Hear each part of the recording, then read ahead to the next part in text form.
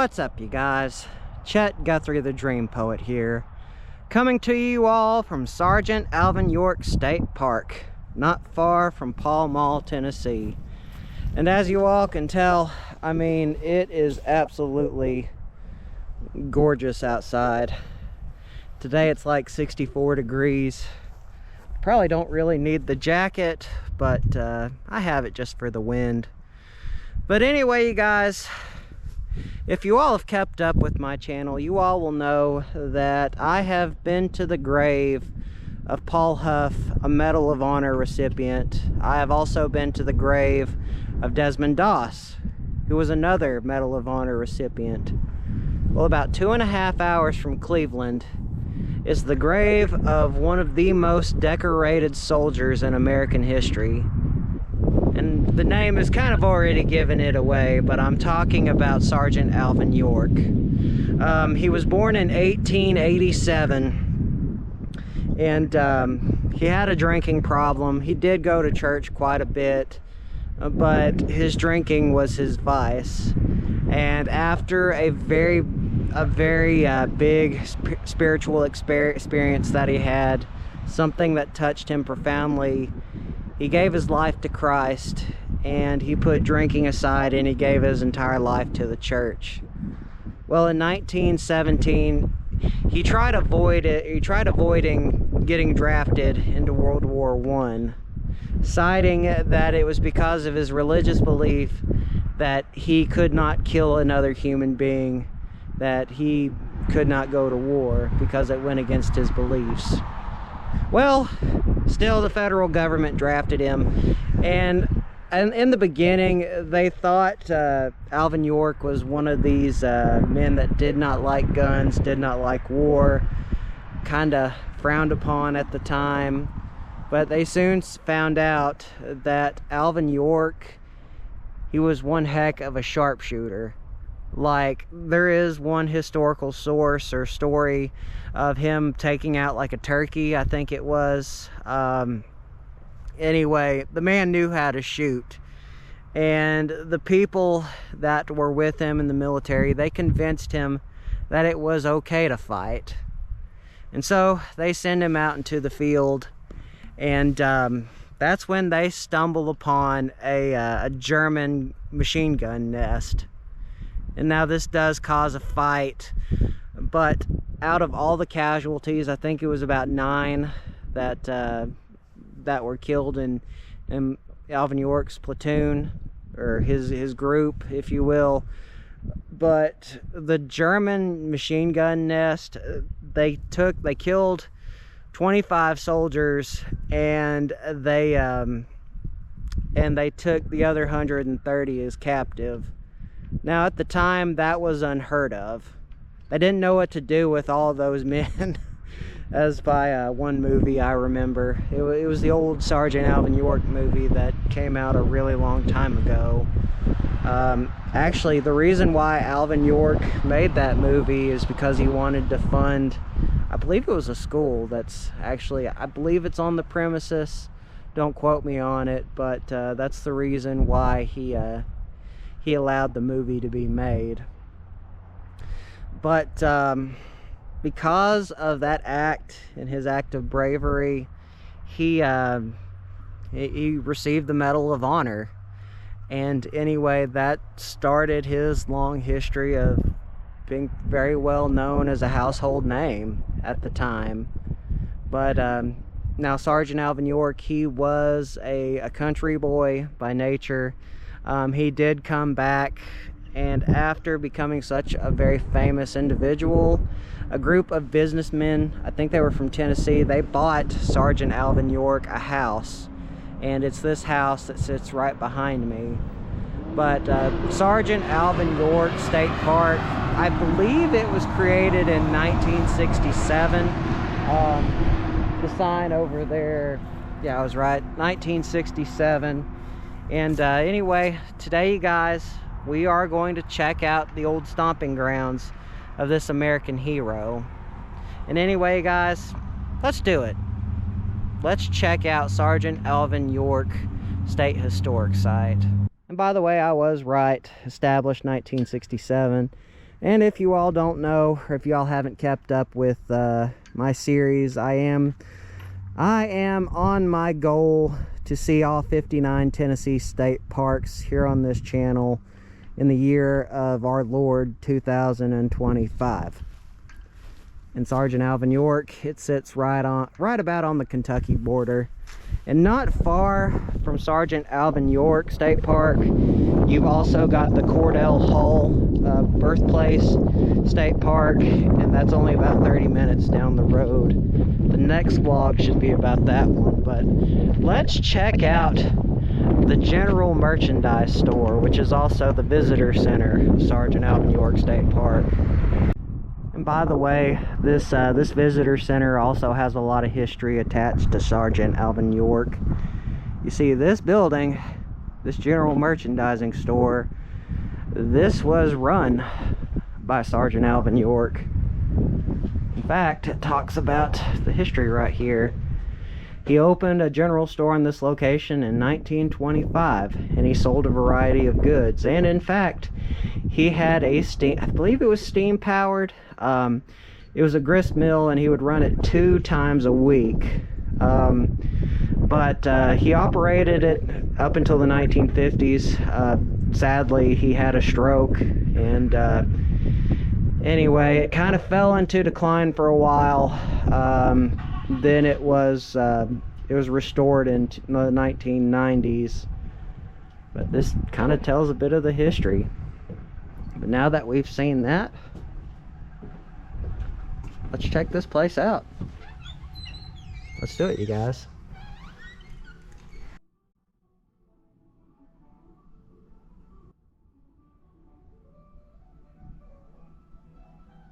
Now this is interesting. If you all remember the photograph outside, this was the stove burner. Looks like they've got some small chairs, and you can play checkers. This place is nice. Life on the York Farm from 1922 to 1937. Coming in struggles. Oh yes, this is one of the places that Sergeant Alvin York funded that I was talking about. There was another place, but I couldn't remember the other one. But the York Institute campus in the 1940s. And anyway, this is Church Alvin. Oh, I believe this is the Wolf River Methodist Church. But this is the church that they attended. This is really cool. This is a brooch. You see, this brooch was gifted to Alvin and Gracie York from Tennessee Equal Suffrage Association when they visited in Nashville in June of 1919. Huh, I didn't know that about the 19th Amendment. I passed in 1920. There's a picture of them and when they visited. And of course, where would this be a museum/visitor center if they did not have stuff like you would see in an old mercantile? You got chicken scratch feed. You got Bush's tomatoes. Oh, there's actually stuff in it. That's pretty cool. So yeah, this is stuff that you would see back then. I mean, you'd kind of see it today anyway, but I guess different packaging. I like the pine smell. Here's a place where you can watch a movie about the park. It looks like this is, this is another display for the Civilian Conservation Corps. Sergeant Alvin York, he oversaw the building process at Cumberland, I believe it was, Cumberland Mountain State Park.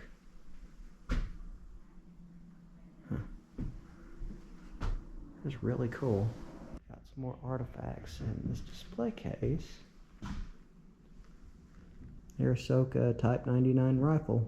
Woody Wilson York entered World War II as part of the military police corps. He served in Japan and in the Philippines.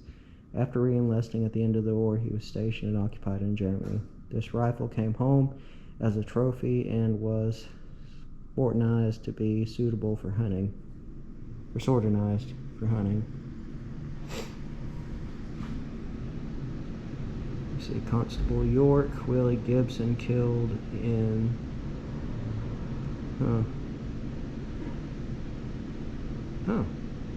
oh, that's kind of dark.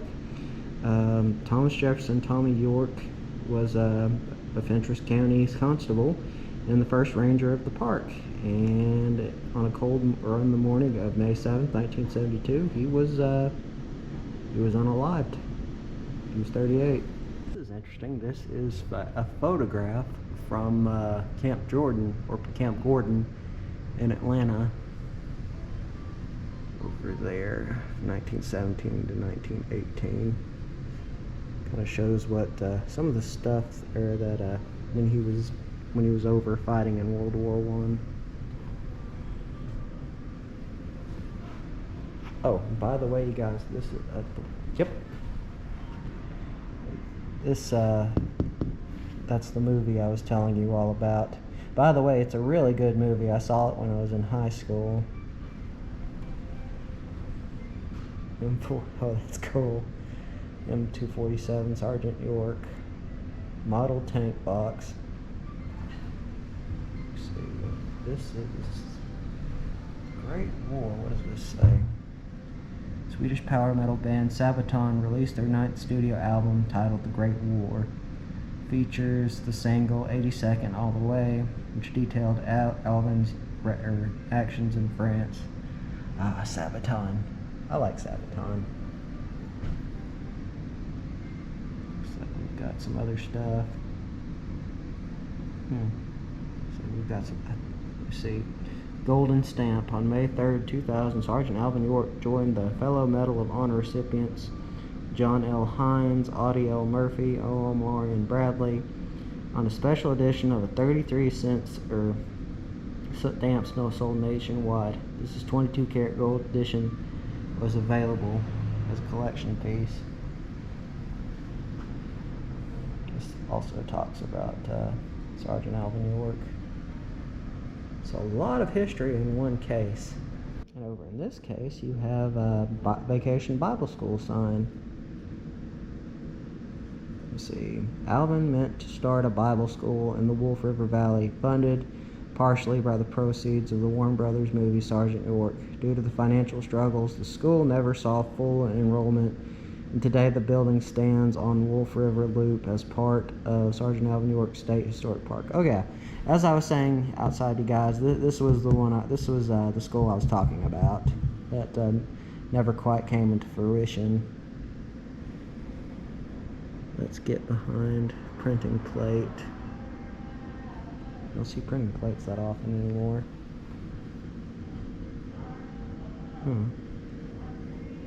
Alvin C. York Institute. Ooh, and that's a pretty nasty looking blade. See, this is a German bayonet. And you've got an M1916 German Stayhelmet. Or Stayhelm? German helmets replaced the old Pickelhaube design during World War I because they greatly increased protection against exploding artillery. Huh. Interesting. Second Elder gives battle, Saturday Evening Post. See, this is an M1912 visitor cap. Huh. So anyway, that's like everything that you see here in the museum. Of course, since this was a Mass General store, got a lot of stuff. Oh, cool! Look, they've got an old Coke cooler. Looks like you can get a Coke too, glass Coke. Let's see, what's this? Adding machine, old tax books. My great-grandfather, when we got some of his stuff when he passed away, or I should say when my grandfather, before when he was still living, gave it to my dad and I, but he had some stuff. Dyke-Trot family. Let's see, postal from there. Since merchandise began acting as the Wolf. Oh yeah, and that's another thing about this place. It acted as the Wolf River Post Office in 1928. Oh, and this is interesting. This is an HR Handygun. Sergeant Alvin York received this HR Handygun as a reward for purchasing a substantial amount of candy to sell here in the general store in the 1930s. So yeah, they've got that. General store tokens. York Special Cornmeal. Your special meal. This is a really cool museum. I really like this, you guys. And they've also got a pretty cool gift shop. That's made out of plastic. Sergeant Alvin York, general merchandise. Man himself, Tennessee flag. And I have seen these in every Tennessee state park that I have been to so far on this journey. It's one of those 3D printed things. Looks like you can put this on a walking stick. So they kind of have a little bit of everything. Okay, you guys. Let's go out on the grounds.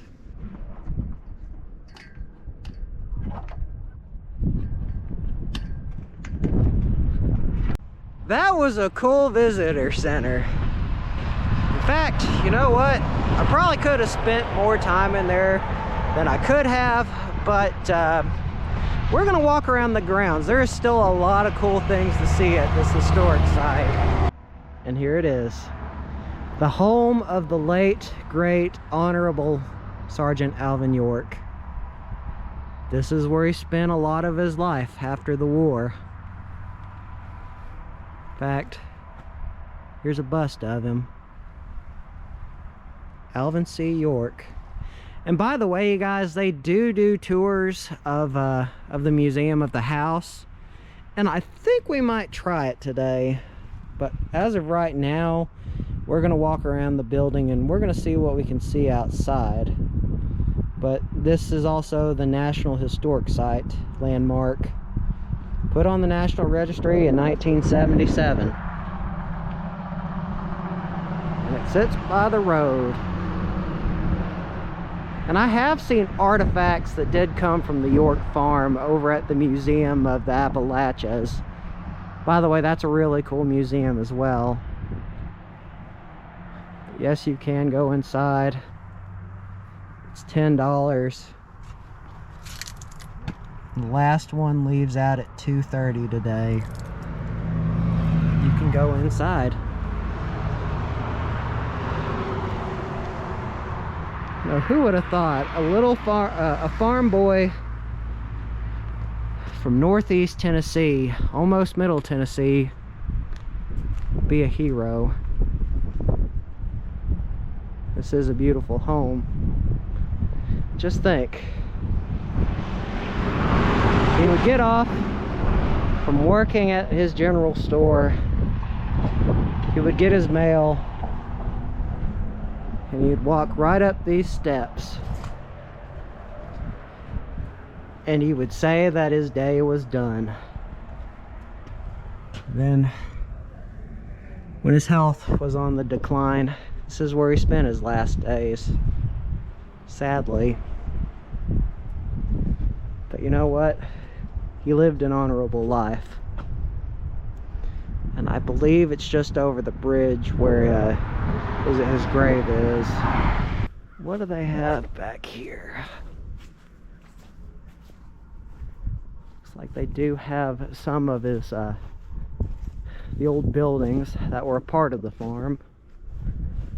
I know that there's a chicken coop right over here, because I heard me some chickens.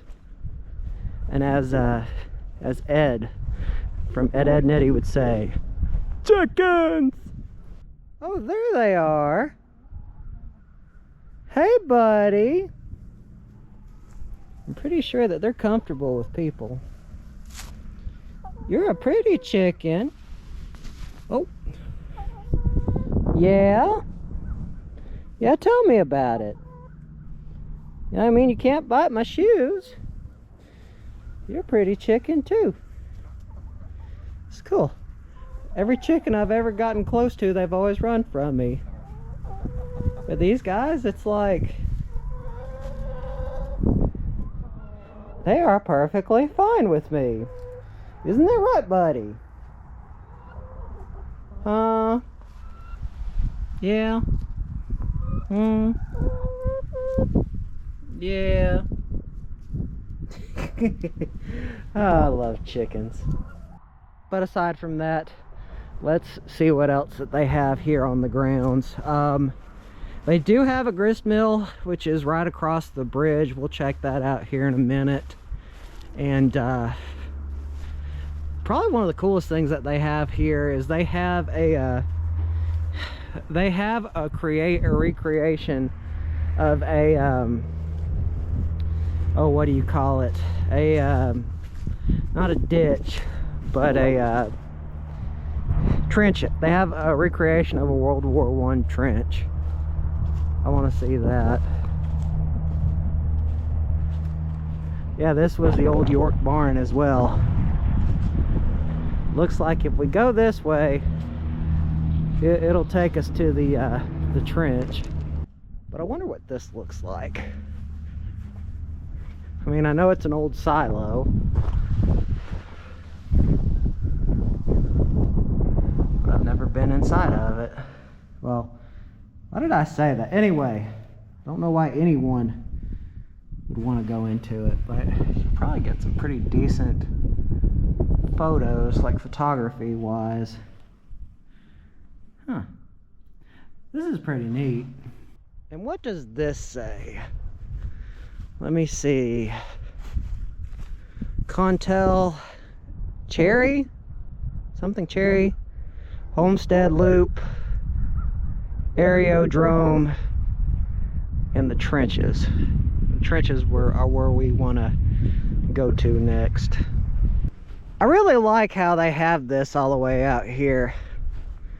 I mean, it really gives you an idea of what Sergeant Alvin York was seeing when he and his friends, or his, I guess his group of men, were fighting together in the trenches.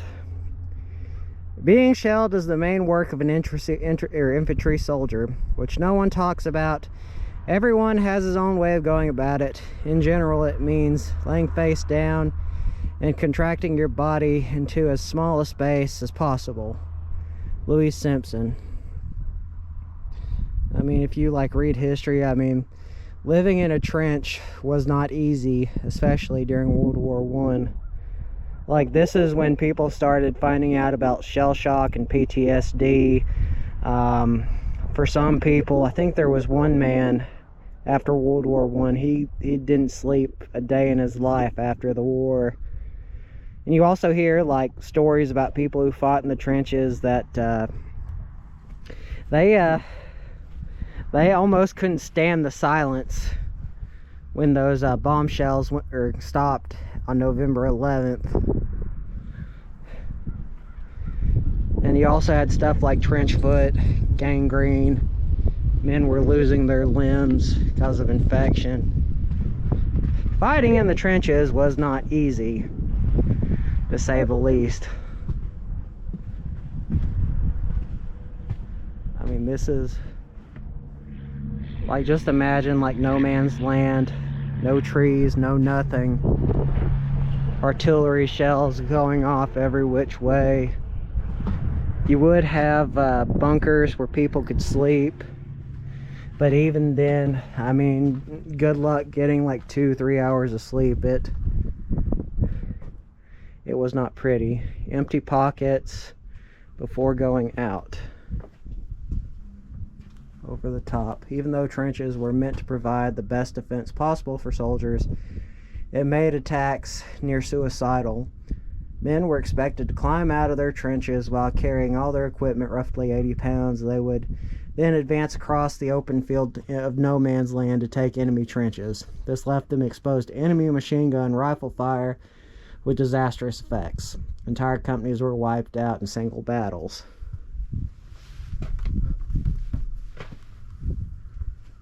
Paris, Pall Mall, Tennessee. Oh, and look at that. There's barbed wire.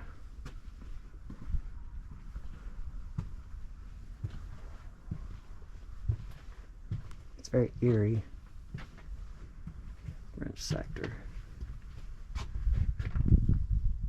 Huh. It's very, very, oh, what's the word? Very, not really, well, I guess you could say claustrophobic. It's very compact. But imagine during fighting, you would have to walk up these things. Homestead Loop.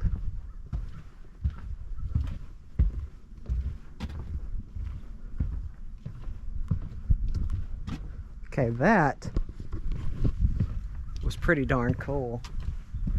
I can officially say that I've walked through a trench now. I guess really only at Sergeant Alvin York, Tennessee State Park. And I guess now we'll go across the bridge and we'll check out the grist mill.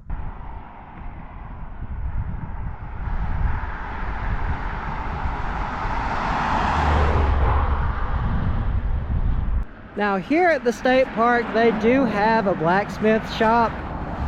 And mainly the reason why they have it is because Sergeant Alvin York's father, he was a blacksmith. And I believe, I want to say his father died fairly young, or from what I can recall. I'll correct myself if I'm wrong, but when it's open, this is where they do their blacksmithing. It's been a while since I've blacksmithed. When I was an intern at the Sequoia Birthplace Museum a lifetime ago, I did do some blacksmithing. But after a couple of minutes of walking, we have made it to the bridge. Obviously, this one is pretty old because you don't really see truss bridges anymore. Don't really know the story behind it. Well, we'll probably see some information on it as we cross the river, the Wolf River, over to the grist mill. And if y'all can hear that, that is rushing water.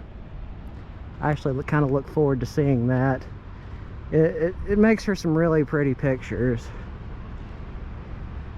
But just take a look at the riverbank that they have. Looks like you can kayak and swim and do other things here at the park.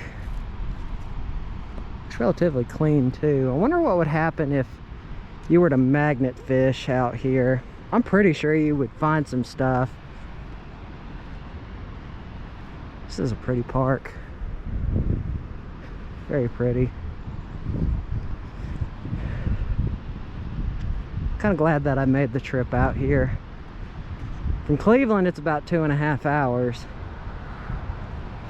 But it's let's check out the beauty of the water.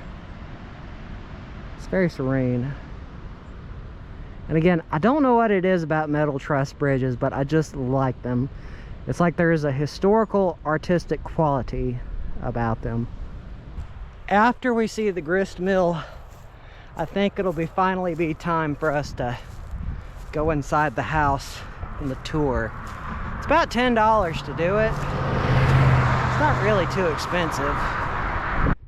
And by the way, the name of this old trestle bridge is the World War I Centennial Bridge. It says it right there.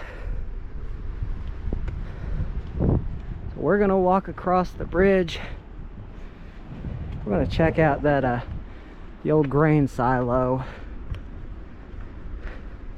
And hopefully we don't disturb any sort of traffic. Right now it's kind of quiet. Oh my God. This is a cool old bridge. Kind of reminds me of the bridge to nowhere in the Cherokee National Forest. I did a video on that a while back. Actually, a couple of videos. One in the very beginning of my channel, and the other, I want to say it was about 2, maybe 3 summers ago. And luckily, we didn't stir up any traffic. We made it across the bridge with no cars coming by. Just a lot of quietness. And we are now officially on the other side.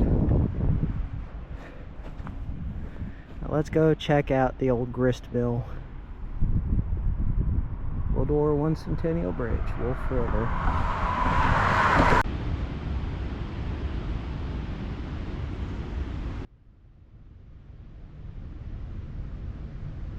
Honestly, that did not take as long as I thought it would. It really only took a couple of, not even a couple of minutes. I like how everything is just, well, I guess really the best way to put it is all just here in one spot. Doing my research coming out here, I kind of thought that it would be very much split about. I guess maybe that'd be the best way to put it. Like everything would, you kind of have to drive to everything. But nope, it's all here. Oh my goodness. This is what I was telling you all about. Look at all that water running. And that peaceful teal water. And of course, you know, you've got some other stuff going on. By the way, there's the grist mill. Obviously, it's no longer in operation, but this is really, really cool to, like I said, it reminds me of something I've seen in the Smokies. In fact, let's take a closer view. Looks like in the summertime, or maybe even today, you could swim. Now that is gorgeous.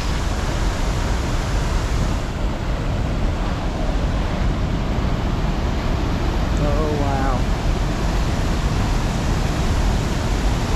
You know, in a way, it makes me think about some of the waterfalls I've seen in my journeys. This is an incredible spot. Like, I mean, honestly, if I wasn't pressed for time, I'd probably sit out here for a couple of hours and just enjoy this. Or probably even take a dip. That's probably more than likely what I would do. Now let's go inside the grist mill. You can go inside, the door's opened. We'll check out and see what all this place has to offer. But for a second, look at how all this used to work. This is beneath the grist mill. Look how all that used to work. You can see like the old gears, like how all of it would be pumped and make everything, all the gear, like everything go off to grind cornmeal or mill in general. And I don't know if you all can see this, but there's a big giant piece of the old granary, the old gear that's sitting right there. Maybe we can get just a little bit closer to it. And I'm trying to avoid getting my shoes wet to see it.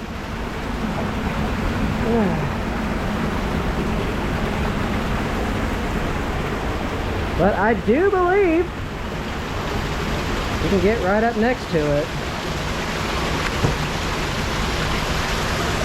Put my feet right there. And hopefully my big butt doesn't fall in the water. Just check the, oh my god, that's cool. Look how like all that used to work here at the oh. Okay, like when you're actually like up close and next to it, look like how the old granary would work. Or the old grist mill. Oh my god, that is really cool. But now I gotta get out of here. And actually that was easier done than said, actually. I mean, it really wasn't all that hard to do. If y'all are curious, here's the foundation. Oh, that's cool. All right, now let's go inside. Dude, and they have more of it. There's another piece of the grist mill that made everything work. Although this one, you can actually walk up to, like actually walk up to, and not that one over there that's kind of just more or less in disrepair. You know, the pine smell, I don't know, is it just me, or when you smell pine and you're from the East Tennessee area, does it make you think about Dollywood or the Great Smoky Mountain National Park? Because for me, it does. That's probably just me being weird. The bend of Wolf River has been an important part of the valley since settlers arrived in the area. It's believed that John H. Richardson built the first grist mill here before the selling of the land to Elijah Pyle, son of farm settler Conrad Coonrod Pyle, in 1837. In December 1942, Sergeant Alvin York purchased the mill from the Pyle family and operated it with his brothers Henry, Sam, and Robert. The York family produced corn meal and flour here until 1951. Alvin also utilized a diesel mill housed in the York General Store across the river. What's in here? Looks like this is kind of just a storage room. But now let's go inside. They've got old light bulbs. They definitely paid attention to a lot of detail here.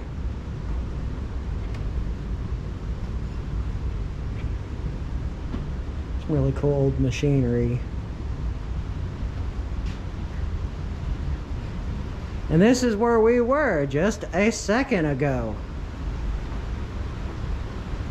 But obviously it doesn't run anymore. Like below is where we were, like the bottom. It looks like it's mostly just sitting in disrepair. I mean, the building, obviously you can still go in. But like its actual purpose, well, it doesn't really work anymore.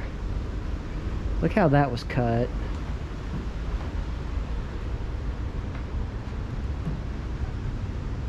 There's some pictures of it.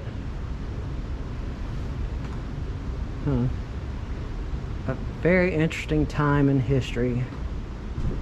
That indeed. Meal box. Well, looks like you're not getting in that one. At least there's nothing there. Looks like, I mean, they might be working on it. That's probably what all they're doing to it right now. So there's a lot of stuff laying right there. And looks like it has an upstairs part to it. Oh, this is neat.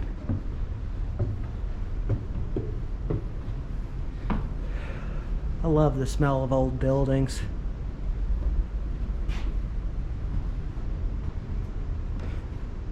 Except it doesn't really look like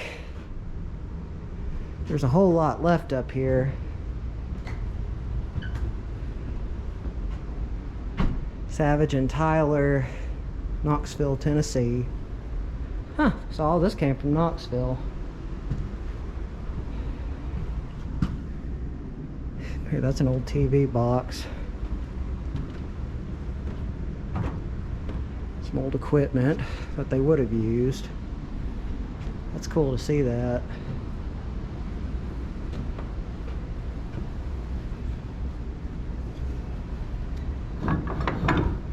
Oh, that's neat. Look how that worked.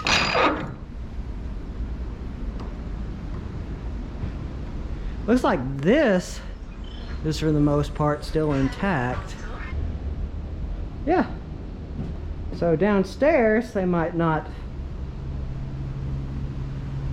be working, but I mean, obviously, I mean, you've still got like the gears and everything that are still attached up here.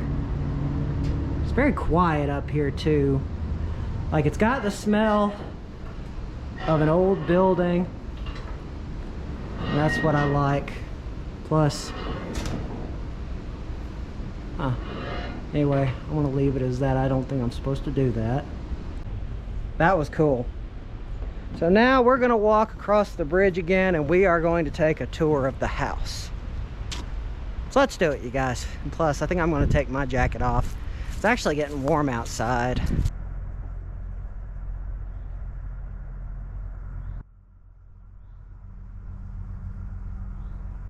You know, I find it so interesting about some places that don't allow video. Like, you can take photos, but you can't record. How does that work?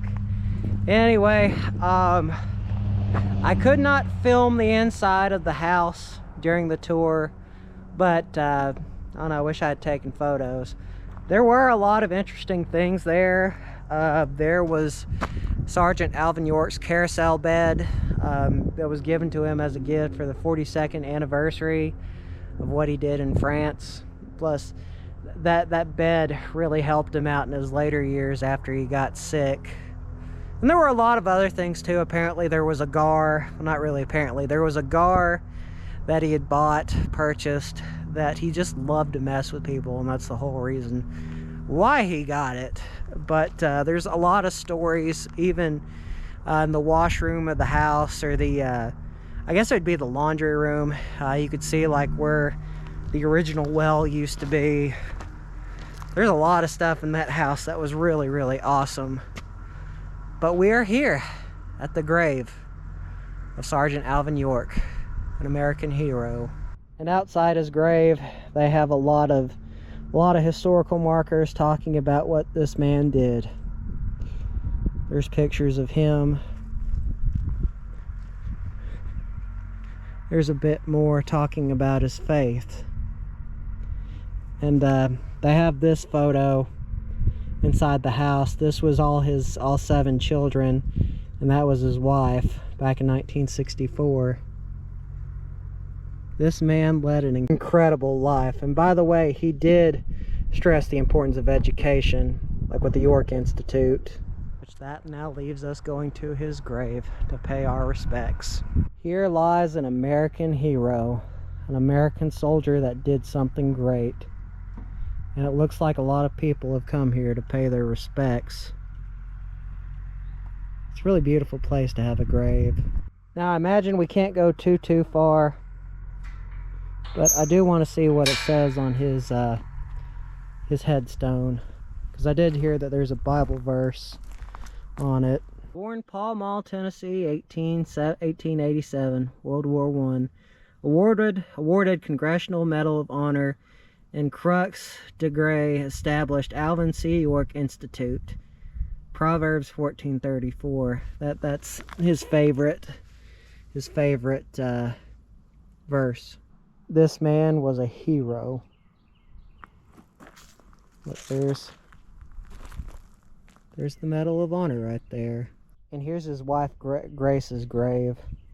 Born Pall Mall, Tennessee, 1900. Mother to 10 children. Therefore be ye also ready, for in such an hour as ye think not, the Son of Man cometh. From the book of Matthew. Again, I will say, this is a beautiful grave. Very quiet and very serene. Anyway, you guys, this is going to be another vlog for another day. Make sure to like and subscribe. Always means a lot. See you on the next one. Peace, you guys.